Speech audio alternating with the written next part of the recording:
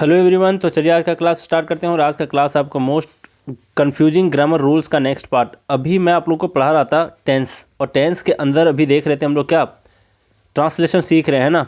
क्यों? क्योंकि बेसिक बहुत लोगों का क्लियर नहीं होता, और टेंस के रूल्स को सीखने से पहले, और टेंस तो छोड़ो, टेंस के साथ साथ हम लोग देखने जा रहे हैं वर्ब्स को कि इन दोनों का कनेक्शन क्या है और किस तरीके से एग्जाम में पूछे जाते हैं, जो अक्सर लोग नहीं समझ पाते। कई लोगों को लगता है कि ये क्वेश्चन वर्ब से है, किसी को लगता है कि नहीं टेंस से है, लेकिन अगर देखा जाए तो वर्ब्स प्लस टेंसेस से दोनों से होते हैं। बहुत लोगों को नहीं समझ आता, और इसलिए मैं इसको वर्ब प्लस टेंस कह रहा हूँ। और इससे रिलेटेड हम लोग क्या देखने वाले हैं, कन्फ्यूजिंग रूल्स। लेकिन उससे पहले, रूल्स को पढ़ने से पहले क्या करने जा रहे हैं, अभी ट्रांसलेशन सीखेंगे हम लोग। तो अभी तक हो चुका है आपका एक चैप्टर का ट्रांसलेशन, जो कौन सा है, प्रेजेंट इंडेफिनिट का, है ना। प्रेजेंट सिंपल टेंस अब प्रेजेंट इंडेफिनिट का हो चुका है, और इसके बाद हम लोग प्रेजेंट कंटिन्यूअस टेंस देखने वाले हैं ना, कंटिन्यूअस। तो आज देखेंगे हम लोग प्रेजेंट कंटिन्यूअस का। अब ज़रा देख लो कि जो लोग नए हैं, कि टेलीग्राम पर अगर आप ढूंढोगे त्रिगीतम, तो आपको दो ग्रुप देखने को मिलेगा, त्रिगीतम 4am क्लब और एक त्रिगीतम इंग्लिश यूट्यूब चैनल। दोनों को ज्वाइन हो सकते हो। दोनों पे क्विजेस डेली बेसिस पे मिलते हैं आपको, और प्रीवियस ईयर के भी क्वेश्चन इसमें देखने को मिलते हैं। ये व्हाट्सअप का नंबर मैं दिया हूँ, इस पर कॉल बिल्कुल नहीं करना है आप लोगों को। ये नंबर मैं उन्हीं के लिए दिया हूँ जिनको मेरा प्रैक्टिस बैच ज्वाइन करना हो। प्रैक्टिस बैच में क्या कोई वीडियोस मिलती हैं? नहीं, वीडियो सारे मैं फ्री देता हूँ यूट्यूब पे। फ़िलहाल के लिए सारे कुछ फ्री हैं, लेकिन टास्क और टेस्ट के थ्रू इतना ज़्यादा प्रैक्टिस करवाता हूँ, क्योंकि पढ़ना सिर्फ सफिशिएंट नहीं है, पढ़ने के साथ साथ प्रैक्टिस भी करने उतना ही ज़रूरी होता है। ठीक है, तो आप लोग को अगर ज्वाइन करना है तो प्रैक्टिस बैच ज्वाइन करने के लिए आप मुझे क्या करोगे, इस नंबर पे व्हाट्सएप पे मैसेज करोगे कि सर मुझे प्रैक्टिस बैच लेने हैं। अब ज़रा देख लो, हम लोग अभी तक देख चुके हैं प्रेजेंट इंडेफिनिट, अब चलेंगे प्रेजेंट कंटिन्यूअस। आज मैं एक ही वीडियो में ये पूरा कंप्लीट करा दूंगा ट्रांसलेशन का, देख लो। और सेम पैटर्न पे होगा, जो भी पैटर्न पे मैं बताया हूँ सेंटेंसेस को प्रेजेंट इंडेफिनिट में, उसी पैटर्न के सारे सेंटेंसेस हो गए इसमें भी, प्रेजेंट कंटिन्यूअस टेंस में भी। ठीक है, तो ज़रा देखते हैं क्या क्या होगा। शी इज़ लर्निंग इंग्लिश, वह अंग्रेजी सीख रही। देखो, इस वीडियो को मैं रिकैप नहीं करवाने वाला, है ना। तो क्या करने वाला हूँ, फ्लो में बोलता जाऊँगा। इसके फ़ायदे क्या होंगे? एक तो सबसे पहली बात कि जल्दी जल्दी से सुनोगे बोलते हुए, और फिर बार बार बोल करके प्रैक्टिस करोगे, बार बार सुनोगे, तो आपका टंग ट्विस्टिंग का प्रॉब्लम है ना, वो कंप्लीट आपका दूर हो सकता है। और इनडायरेक्टली आपके दिमाग में बहुत सारे रूल्स भी बैठेंगे, और क्या होता है इसमें, एक फ़्लो आपके बोलने में आएगा, है ना। तो आप लोग कोशिश करो बार बार सुनने का और बार बार बोल करके प्रैक्टिस करने का। देखो क्या क्या है, टंग ट्विस्टिंग कहाँ आता है ये भी आप लोग समझोगे, क्योंकि ये मान लो एक आपका पॉजिटिव सेंटेंस है, इसका फिर हम लोग आगे निगेटिव देखेंगे, निगेटिव के बाद फिर क्वेश्चन देखेंगे हेल्पिंग वर्ब से, फिर उसका भी देखेंगे निगेटिव, फिर WH से क्वेश्चन देखेंगे, उसमें भी निगेटिव। तो 6 तरह के स्ट्रक्चर बनते हैं, तो सारे के सारे हम लोग देखेंगे, और जो भी टंग ट्विस्टिंग का प्रॉब्लम होता है वो भी दूर होगा, प्लस सारे स्ट्रक्चर्स भी आपके दिमाग में बैठेंगे। देख लो, और काफ़ी मेहनत लगा यार, ये सारे चीज़ों को टाइप करने में ना, मतलब उतना आसान काम नहीं है, तो बहुत ज़्यादा मेहनत लगा है। तो आप लोग इस वीडियो को लाइक भी करना, शेयर भी करना दोस्तों के साथ। तो ज़रा देखिए क्या है। फर्स्ट, अभी तक 168 देख चुके हैं हम लोग प्रेजेंट इंडेफिनिट में, ये 169 नंबर का है। देखो क्या कह रहा है, ये है शी इज़ लर्निंग इंग्लिश, इसका मतलब वह अंग्रेजी सीख रही है। You are going to Delhi, तुम दिल्ली जा रहे हो। आई एम टीचिंग इंग्लिश, मैं अंग्रेजी पढ़ रहा हूँ। अब इसका निगेटिव देखेंगे हम लोग, देखते जाओ। शी इज़ंट लर्निंग इंग्लिश, और फिर she is not learning English, is not को शॉर्ट में लिखते हैं isn't. She isn't learning English, वह अंग्रेजी नहीं सीख रही है। You aren't going to Delhi, तुम दिल्ली नहीं जा रहे हो। आर नॉट को लिखते हैं शॉर्ट में, आरंट इसको बोलते हैं। देखो मेरा एक्सेंट जो ना इंडियन है, प्योरली इंडियन, मैं ना अमेरिकन बोलता हूँ ना ब्रिटिश बोलता हूँ, और अपना इंडियन ही ना ज़्यादा सूट करता है। और जो लोग थोड़ा सा ओवर एक्टिंग करते हैं, जिसके बोलने से ये पता चल जाता है कि भाई तुम अमेरिकन हो नहीं, इंडियन हो, फिर भी कॉपी करना चाह रहे हो किसी अमेरिकन का, वो थोड़ा सा ऑकवर्ड लगता है। मुझे पर्सनली ऐसा लगता है। बाकी जिनका रहना सहना जो इंडियन है वो रहते ही हैं वहाँ पे अमेरिका में या फिर ब्रिटेन में, तो अलग की बात है। लेकिन इंडिया में रह करके अगर कॉपी करते हैं, थोड़ा सा मुझे अजीब सा लगता है। पता नहीं आप लोगों को कैसा लग रहा होगा उन लोगों को सुन करके, लेकिन मैं जो भी बोलता हूँ खरा खरा सा बोलता हूँ, मतलब इंडियन टोन में। तो आप लोग ये एक्सपेक्ट मत करना कि सर पूरा अमेरिकन में बोलेंगे। ठीक है, देख लो क्या है यहाँ पर है, you aren't going to Delhi, तुम दिल्ली नहीं जा रहे हो। तो आर नॉट को शॉर्ट में लिखते हैं आरंट, और एम नॉट को, आई के साथ एम आता है, तो एम नॉट को भी शॉर्ट में एमंट, ऐसा कोई वर्ड नहीं होता, इसको ऐसा मत समझ लेना कि एमंट कोई वर्ड होता है, नहीं, इसका शॉर्ट ए नहीं होता। एम नॉट और आर नॉट दोनों को शॉर्ट में कहते हैं आरंट, तो ध्यान रखना इस चीज़ को। और ये कहाँ देखा जाता है, ये खास करके देखा जाता है आपका स्पोकन इंग्लिश में। नहीं भी अगर यूज़ करना हो तो आप सेपरेट करके भी बोल सकते हो, जैसे इसको बोल सकते हैं you are not going to Delhi, या फिर you aren't going to Delhi, तुम दिल्ली नहीं जा रहे हो। फिर है I am not teaching English, या फिर I aren't teaching English, I के साथ आर आ जाता है अगर एम नॉट को शॉर्ट में आरंट लिखेंगे तो, ठीक है। आपको लग रहा होगा कि आई के साथ आर कैसे आ गया, तो जी हाँ, एम नॉट को ही शॉर्ट में लिखा जाता है आरंट। तो इसको दोनों तरीके से बोल सकते हो। पहला तरीका आई एम नॉट टीचिंग इंग्लिश, या फिर आई आरंट टीचिंग इंग्लिश, मैं अंग्रेजी नहीं पढ़ा रहा हूँ, ठीक है। देख लो नेक्स्ट क्या है आपका, इज शी लर्निंग इंग्लिश, क्या वह अंग्रेजी सीख रही है। Are you going to Delhi, क्या तुम दिल्ली जा रहे हो। एम आई टीचिंग इंग्लिश, क्या मैं अंग्रेजी पढ़ा रहा हूँ। इजंट शी लर्निंग इंग्लिश, या फिर is she not learning English. देखो इजंट एक साथ है तो चलेगा, लेकिन अगर नॉट को सेपरेट करना हो तो शी के बाद आएगा, मतलब सब्जेक्ट के बाद आएगा। जैसे ये देख लो, इसके साथ से नॉट हटा करके शी के बाद लगाया हुआ है, तो दोनों तरीके से इसको बोल सकते हो। क्या है, इजंट शी लर्निंग इंग्लिश, या फिर is she not learning English, क्या वह अंग्रेजी नहीं सीख रही है। नेक्स्ट है आपका are you going to Delhi, क्या तुम दिल्ली नहीं जा रहे हो। यहाँ पर होना चाहिए are you going to Delhi, मतलब यहाँ से नहीं होगा, है ना, इसको मिटा दो। Are you going to Delhi, क्या तुम दिल्ली जा रहे हो। एम आई टीचिंग इंग्लिश, क्या मैं अंग्रेजी पढ़ा रहा हूँ। इजंट शी लर्निंग इंग्लिश, क्या वह अंग्रेजी नहीं सीख रही है। फिर है aren't you going to Delhi, क्या तुम दिल्ली नहीं जा रहे हो। आरंट आई टीचिंग इंग्लिश, या फिर am I not teaching English, क्या मैं अंग्रेजी नहीं पढ़ा रहा हूँ। नेक्स्ट क्या है देखो, नेक्स्ट है why are you going to Delhi, तुम दिल्ली क्यों जा रहे हो। Why aren't you going to Delhi, या फिर why are you not going to Delhi, तुम दिल्ली क्यों नहीं जा रहे हो। तो आरंट एक साथ था, अगर सेपरेट करना हो तो यू के बाद नॉट लगाएंगे, जैसे यहाँ पर लगा हुआ है, दोनों सही हैं। नेक्स्ट आपका I am going to be rich soon, मैं जल्दी अमीर बनने जा रहा हूँ। She is going to be my life partner, वह मेरी जीवन संगनी बनने जा रही है। They are working hard to be an IAS, वे लोग IAS बनने के लिए कठिन परिश्रम कर रहे हैं। I aren't going to be rich soon, मतलब इसका नेगेटिव अब चल रहा है, देखो I aren't going to be rich soon, मैं जल्दी ही अमीर नहीं बनने जा रहा हूँ। She isn't going to be my life partner, वह मेरी जीवन संगिनी नहीं बनने जा रही है। नेक्स्ट है they aren't working hard to be an IAS, वे लोग IAS बनने के लिए कठिन परिश्रम नहीं कर रहे हैं। Am I going to be rich soon, क्या मैं जल्दी ही अमीर बनने जा रहा हूँ। Is she going to be my life partner, क्या वह मेरी जीवन संगिनी बनने जा रही है। नेक्स्ट है are they working hard to be an IAS, क्या वे लोग IAS बनने के लिए कठिन परिश्रम कर रहे हैं। Aren't I going to be rich soon, क्या मैं जल्दी ही अमीर नहीं बनने जा रहा हूँ। Isn't she going to be my life partner, क्या वह मेरी जीवन संगिनी नहीं बनने जा रही है। नेक्स्ट देखो aren't they working hard to be an IAS, क्या वे लोग IAS बनने के लिए कठिन परिश्रम नहीं कर रहे हैं। How am I going to be rich soon, मैं जल्दी ही अमीर कैसे बनने जा रहा हूँ। Why aren't I going to be rich soon, मैं जल्दी ही अमीर क्यों नहीं बनने जा रहा हूँ।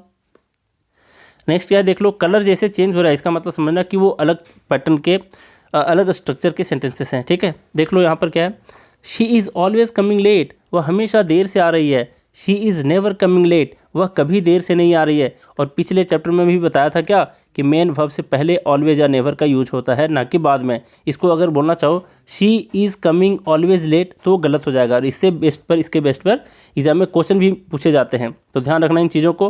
और मैं चाहता हूँ कि बोल करके इतना प्रैक्टिस हो जाए कि कई सारे रूल आपके दिमाग में इनडायरेक्टली बैठ जाएँ, ठीक है। इसका पर्पस वही है। नेक्स्ट क्या है देखो, is she always coming late, क्या वह हमेशा देर से आ रही है। Is she never coming late, क्या वह कभी देर से नहीं आ रही है। Why is she always coming late, वह हमेशा देर से क्यों आ रही है। Why is she never coming late, वह कभी देर से क्यों नहीं आ रही है। नेक्स्ट क्या है आपका देखो, नेक्स्ट है I am always disturbing you, मैं हमेशा उसको तंग कर रहा हूँ। आई आरंट ऑलवेज डिस्टर्बिंग हर, मैं हमेशा उसको तंग नहीं कर रहा हूँ। एम नॉट को शॉर्ट में आरंट भी लिखते हैं, और आई के साथ आपका ऐसे भी आता है जब आर के साथ नॉट लिखना हो। इसको दूसरे तरीके से क्या कह सकते हो, I am not always disturbing her, और फिर I aren't always disturbing her. ठीक है, नेक्स्ट है आपका am I always disturbing her, क्या मैं उसको हमेशा तंग कर रहा हूँ। Aren't I always disturbing her, क्या मैं उसको हमेशा तंग नहीं कर रहा हूँ। नेक्स्ट देखो, why am I always disturbing her, मैं उसको मैं हमेशा तंग क्यों कर रहा हूँ। How aren't I always disturbing her, मैं उसको हमेशा तंग कैसे नहीं कर रहा हूँ। अब ज़रा देखो, पिछले चैप्टर में मैं जैसे बताया था आपको कि हु का प्रयोग जब कौन के सेंस में होता है, ठीक है, तो देखना ध्यान से। यहाँ पर आपका गोइंग तो हर जगह होगा जब हु का मतलब कौन हो और फिर कौन के साथ कौन हो, मतलब सिर्फ कौन और फिर कौन कौन, दोनों सेंस में हु का प्रयोग होता है। लेकिन यहाँ पर वर्ब आपका गोइंग ही होने वाला है, लेकिन इसके पहले सिर्फ क्या चेंज होने वाला है, इसके साथ आपका चेंज होने वाला है कि अगर हु का सेंस यहाँ पर कौन है सिर्फ, तो इसके हिसाब से सिंगुलर वाला जो भी हेल्पिंग वर्ब है वो लगेगा। ठीक है, लेकिन अगर कौन कौन का सेंस देता है तो कौन कौन के सेंस में यहाँ पर आ जाता है क्या, आर आ जाता, ना कि इज। समझ रहे हो, तो ज़रा देखते जाओ क्या यहाँ पर who is going to market, कौन बाजार जा रहा है। Who is teaching English, who is teaching you, तुमको कौन पढ़ा रहा है। Who isn't going to market, कौन बाजार नहीं जा रहा है, इसका नेगेटिव है देखो, फिर इसका नेगेटिव।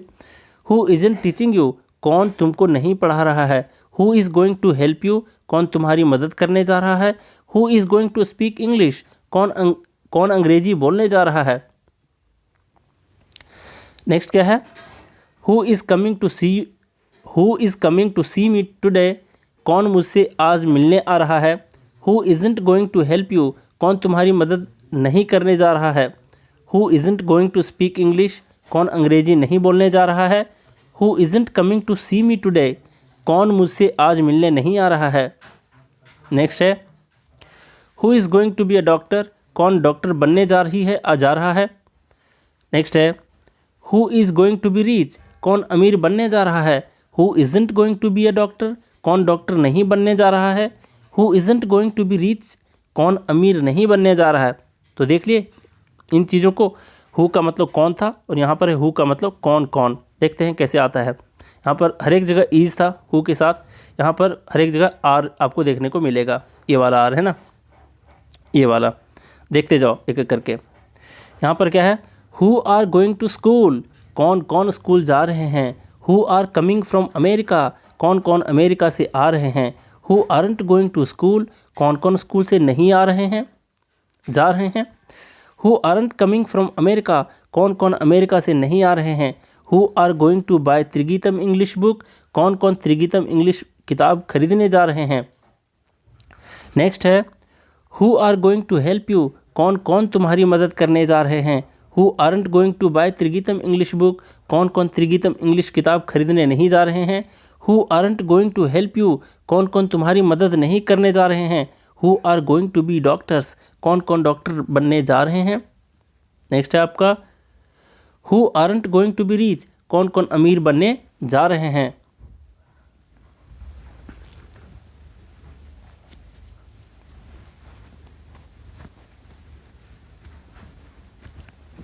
अब जरा देखते हैं आगे। देखो पिछले चैप्टर में हम लोग देखे थे क्या, हैपन है ना, हैपन और फिर हैपेंस दोनों देखे थे।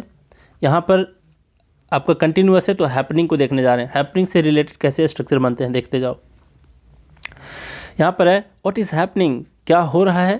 व्हाट नॉट इज़ हैपनिंग, क्या नहीं हो रहा है। आपको यहाँ पर थोड़ा सा कन्फ्यूजन होगा, यहाँ पर लग रहा होगा कि व्हाट इज़ नॉट क्यों नहीं हुआ, तो वो भी करेक्ट है, व्हाट इज़ नॉट हैपनिंग, लेकिन उसका सेंस अलग है। जैसे वर्ब के चैप्टर में मैं आप लोगों को बताया था कि व्हाट नॉट है ना, व्हाट नॉट से शुरू होने वाला एक बताया हुआ था क्या, एक सेंटेंस, अगर याद हो तो सही है। तो ये दोनों एक साथ आते हैं, तो इस तरीके से ईज यहाँ पर लगा हुआ है। लेकिन अगर आप व्हाट के बाद ही ईज को यूज़ करते हो तो इसका थोड़ा सा सेंस अलग होता है, इसके मीनिंग के सेंस में। जैसे यहाँ पर क्या बोला है, व्हाट नॉट इज़ हैपनिंग, क्या नहीं हो रहा है। लेकिन अगर ईज यहाँ पर पुट कर देते हो तो इसका मीनिंग क्या होगा पता है, अगर यहाँ पर ईज पुट कर देते हो यहाँ से हटाकर तो होगा व्हाट इज़ नॉट हैपनिंग, क्या नहीं हो रहा है ना। तो उसका सेंस कैसे आपको समझ में आएगा। देखो अगर ये सिर्फ व्हाट नॉट से शुरू हुआ है तो इसका मतलब थोड़ा सा आश्चर्य से पूछ रहे हो किसी को, व्हाट नॉट इज़ हैपनिंग, क्या नहीं हो रहा है यहाँ पर, है ना, इस तरीके से। लेकिन अगर किसी से क्वेश्चन करना हो तो यहाँ पर इज लगाते हो तो थोड़ा सा सेंस चेंज हो जाता है, व्हाट इज़ नॉट हैपनिंग, क्या नहीं हो रहा है ना। तो ऐसे आपको स्पोकन में सिखाया जाता है, तो उतना डिटेल आपको अभी नहीं जानने, लेकिन जान लो कि व्हाट नॉट लगा है इसके बाद इज आया है तो गलत नहीं है। कई लोगों को लग रहा हो सर कहीं गलत तो नहीं है, ठीक है। देख लो आगे, something wrong is happening with me, मेरे साथ कुछ गलत हो रहा है। Something good is happening with her, उसके साथ कुछ अच्छा हो रहा है। What wrong is happening with you, तुम्हारे साथ क्या गलत हो रहा है। नेक्स्ट आपका nothing wrong is happening with you, तुम्हारे साथ कुछ गलत नहीं हो रहा है। What is happening with you, the same thing is happening with मी, जो तुम्हारे साथ हो रहा है वही मेरे साथ भी हो रहा है। Why is something wrong happening with me, मेरे साथ कुछ गलत क्यों हो रहा है। How is something good happening with her, उसके साथ कुछ अच्छा कैसे हो रहा है। नेक्स्ट आपका why isn't something good happening with me, मेरे साथ कुछ अच्छा क्यों नहीं हो रहा है। अब ज़रा देखो, कुछ अपवाद में है, कुछ एक्सेप्शन में है। क्या चीज़, जैसे यहाँ पर कहना हो आपको कि लड़के सोए हैं, है ना, तो आप क्या कहोगे, इसको सोए हैं से लग रहा है कि भाई कहीं पास्ट का काम तो नहीं है ना। अब फिर कैसे इसको बनाएंगे, तो इसको भी कंटिन्यूअस टेंस में ही बनाया जाता है, प्रेजेंट कंटिन्यूअस में ही। देखो कैसे, लड़के सोए हैं का क्या होगा, बॉयज़ आर स्लीपिंग, 2 बार आ गया ये, बॉयज़ आर स्लीपिंग मतलब लड़के सो रहे हैं या फिर लड़के सोए हैं, ठीक है। जैसे यहाँ पर है हम लोग बेंच पर बैठे हैं, इसको भी कहेंगे we are sitting on the bench. ऐसा नहीं कि we sat on the bench, ऐसे नहीं कह सकते, we sat on the bat, यहाँ पर वी सैट लिखेंगे तो इसका मतलब होगा कि हम लोग पास्ट में कभी बैठे थे, है ना। तो अगर हम लोग बेंच पर बैठे हैं अभी, तो क्या इसको बनाएंगे, कंटिन्यूअस का यूज़ करेंगे। देखो we are sitting on the bench. Next है वे लोग खड़े हैं, दे आर स्टैंडिंग। ऐसे थोड़े ना होता है कि ये काम अभी जारी है, खड़े रहने का काम जारी है, ऐसा तो नहीं कहते। मतलब कोई व्यक्ति जो है उस पोजीशन पे पहले से बना हुआ है, खड़ा है ऑलरेडी, है ना। जैसे हम लोग बेंच पर बैठे हैं और फिर कुछ लड़के सोए हैं, तो भी यहाँ पर are sleeping, are sitting, are standing इस तरीके से यूज होता है ना। सिर्फ आर आ रहा है तो इसका मतलब मत समझ लेना कि सिर्फ आर लगेगा। जैसे कोई बंदे के बारे में भी कहा जाए, कोई बॉय के बारे में कि ही इज़ स्टैंडिंग, है ना, तो उसका मतलब ये कि वह खड़ा है ना, ऐसा नहीं कि वह खड़ा हो रहा है। समझ रहे हो। तो ये सारे अपवाद हैं, जहाँ पर रहा है, रही है, रहे हैं, नहीं है, फिर भी यहाँ पर यूज हुआ है आर स्लीपिंग, इज सिटिंग, ऐसे करके, ठीक है। देखो इसका यूज जो होता है प्रेजेंट कंटिन्यूअस का, तो इसका होता है अभी जो काम जारी है उसके लिए भी। जैसे द फैन इज़ मूविंग, पंखा घूम रहा है, तो ये काम अभी जारी है घूमने का, तो यहाँ यूज़ करते हैं किसका, प्रेजेंट कंटिन्यूअस का।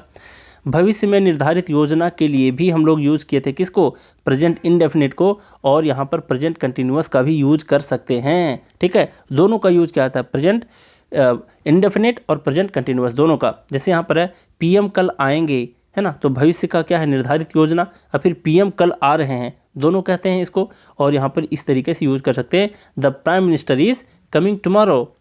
नेक्स्ट है आपका अगले माह वह कार खरीदेगी या फिर अगले माह वह कार खरीदने जा रही है, दोनों को कहेंगे she is going to buy a car next month, ठीक है। नेक्स्ट देखो टेम्पररी एक्शन के लिए यहाँ पर हम लोग एक चीज़ और देखे थे।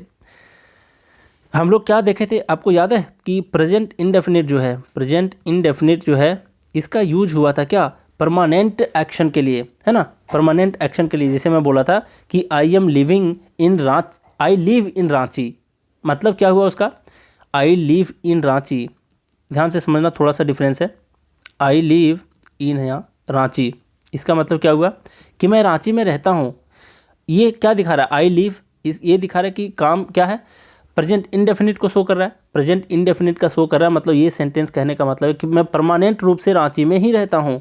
लेकिन अगर यहाँ पर इज़ लिविंग लगा दिए हो ना, तो इसका मतलब है कि आप रहते कहीं और हो, बस कुछ दिनों के लिए टेम्पररी रूप से आप कहाँ रह रहे हो अभी फ़िलहाल के लिए, तो रांची में रह रहे हो। तो टेम्पररी एक्शन को बताने के लिए प्रेजेंट कंटिन्यूअस का यूज होता है, लेकिन परमानेंट बताने के लिए आपका प्रेजेंट इंडेफिनिट यूज होता है। तो ध्यान रखना इस छोटे से मैनर को, और रूल में भी हम लोग आगे देखेंगे। ज़रा देख लो यहाँ पर क्या है, 2 sentence. She is living in Ranchi now days, आजकल की बात कह रहा है, मतलब आजकल वह रांची में रह रही है। फिर है I am teaching in DAV, मैं DAV में पढ़ रहा हूँ। और एक होता है जो मैं बताया था, आई टीच इन DAV, तो इसका क्या फ़र्क है दोनों में। आई टीच इन DAV का मतलब मैं हमेशा DAV में ही पढ़ाता हूँ, लेकिन यहाँ पर एम टीचिंग है, तो ये बताना चाह रहा है टेम्परेरी एक्शन को, मतलब कुछ दिनों के लिए मैं DAV में आया हूँ पढ़ाने के लिए, बात समझ में आ रही है ना। तो ये फ़र्क होता है यूजेस में। देख लो, I am teaching in DAV, मैं डीएवी में पढ़ा रहा हूँ, मतलब टेम्परेरी रूप से पढ़ा रहा हूँ। तो यहीं पर आपका कंप्लीट हो जाता है क्या, प्रेजेंट कंटिन्यूअस टेंस। और इस वीडियो को लाइक कर दो आप लोग, शेयर भी कर दो दोस्तों के साथ। और ये पीडीएफ मैं शेयर कर दूंगा कहाँ पे, जो भी आपका व्हाट्सएप पे ग्रुप है उसमें। बहुत लोग कहते हैं सर आप टेलीग्राम में नहीं दे रहे हो, तो भाई इसके पीछे मजबूरी भी है। अब जो ग्रुप में बनाया वो तो पता है कि प्रैक्टिस बैच है, प्रैक्टिस बैच के लिए मैं कुछ पैसे चार्ज करता हूँ, और इसलिए भी क्योंकि मुझे वेबसाइट भी बनाने हैं, तो मैं उतना सारा खर्चा कहाँ से निकालूंगा, है ना। तो ये मेरी मजबूरी भी है। सब चीज़ चाहोगे तो फ्री नहीं मिलेगा ना। आप अपने नोट्स बना सकते हो, अगर आप खर्चे नहीं करने के लायक हो तो आप नोट्स भी बना सकते हो। और इस प्रैक्टिस में बहुत सारा कुछ प्रैक्टिस होता है। प्रैक्टिस का मतलब वोकैब भी याद करवाने की जिम्मेवारी ली जाती है, और आपको ग्रामर भी सिखाए जाते हैं बहुत अच्छे तरीके से। बहुत ज़्यादा टेस्ट दिया जाता है। अभी आने वाले टाइम में और भी बहुत कुछ क्या होगा, इम्प्रूव होने वाला है। तो आप लोग इसको ज्वाइन कर सकते हो, पर्सनल गाइडेंस को। इसका पहले नाम दिया था पर्सनल गाइडेंस, अभी खास करके है प्रैक्टिस बैच। तो ज्वाइन कर सकते हो, उसके बाद पीडीएफ वगैरह सारे कुछ मिलेंगे। तो चलिए आज का क्लास यहीं रैप अप करते हैं। Thank you very much.